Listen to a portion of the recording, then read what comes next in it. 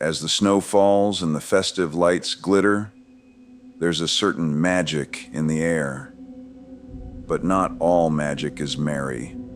Some houses hold secrets that go beyond creaking floorboards or chilly drafts. In tonight's story, we step into a home where the warmth of Christmas is overshadowed by something much colder and far more sinister. Grab a blanket, turn off the lights, and prepare yourself for the room at the end of the hall.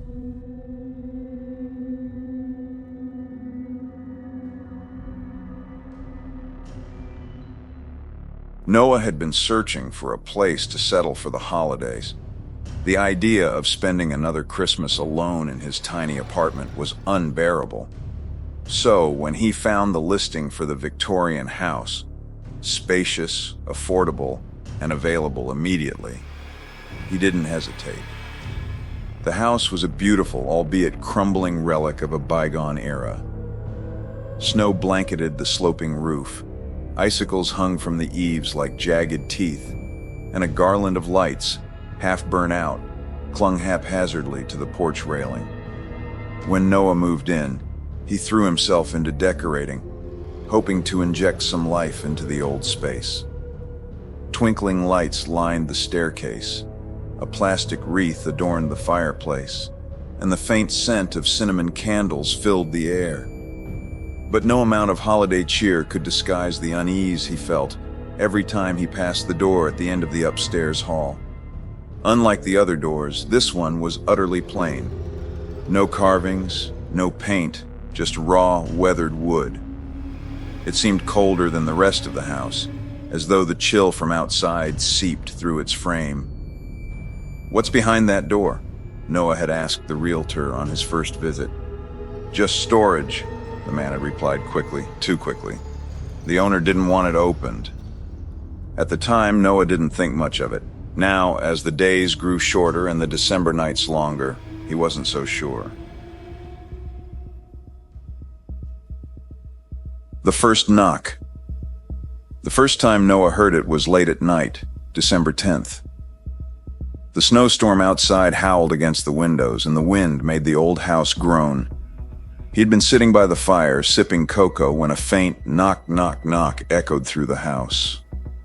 He froze, the mug halfway to his lips. It came again, soft and deliberate, like someone tapping on wood. He followed the sound upstairs, his breath visible in the frigid air. The knocking was coming from the plain door.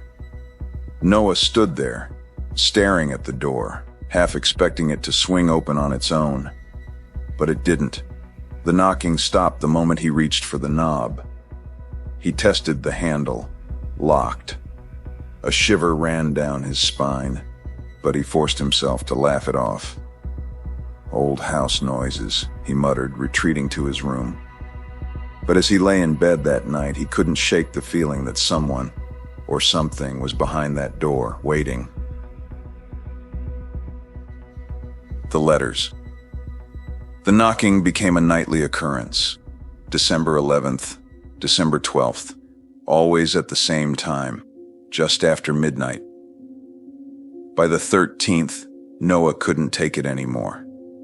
He pried the door open with a crowbar, his heart pounding. The room beyond was small and bare, with frosted-over windows that let in weak shafts of moonlight. In the center of the floor sat a single wooden chest, bound with tarnished brass. It didn't look threatening, just old. But when Noah opened it, his stomach dropped. Inside were envelopes, hundreds of them, all addressed to Santa Claus, North Pole. The handwriting was childish, shaky, and desperate. Noah picked up one and unfolded it. "Dear Santa, please make it stop. I don't want to be in the dark anymore."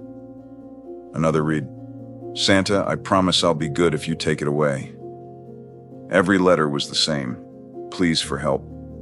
Some of the paper was yellowed and crumbling. Others were newer, written in shaky black ink. That night, Noah nailed the door shut. The figure. December 14th, the knocking turned to pounding. Noah ignored it, curling up on the couch with the TV blaring. But the pounding grew louder, more insistent. And then came the whispers.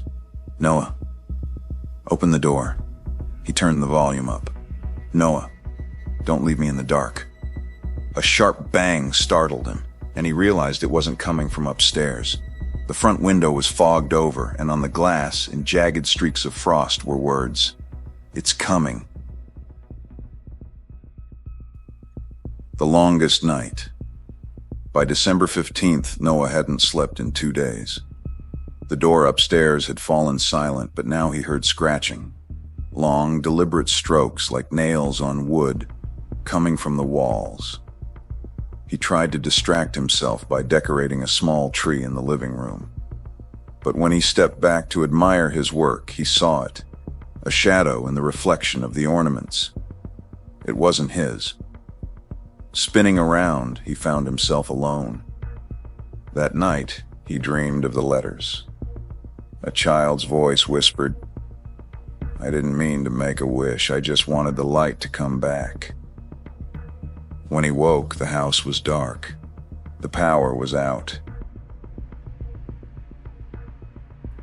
The gift. On December 16th, Noah decided he couldn't stay. He packed a bag and made his way to the front door, but it wouldn't budge.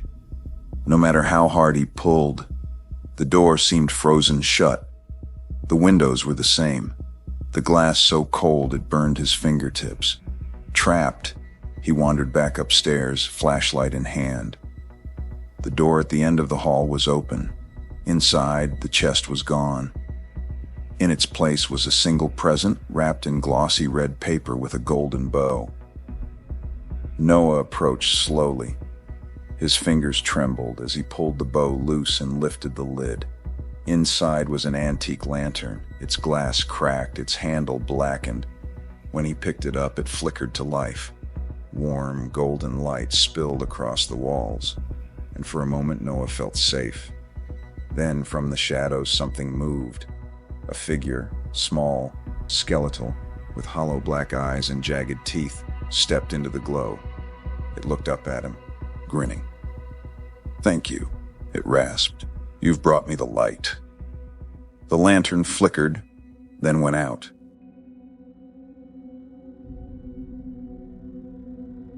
Sometimes, the past leaves behind more than just memories. It lingers, waiting for someone to uncover it. If you enjoyed tonight's chilling tale, don't forget to like the video, subscribe to the channel, and hit that bell icon so you won't miss the next scare.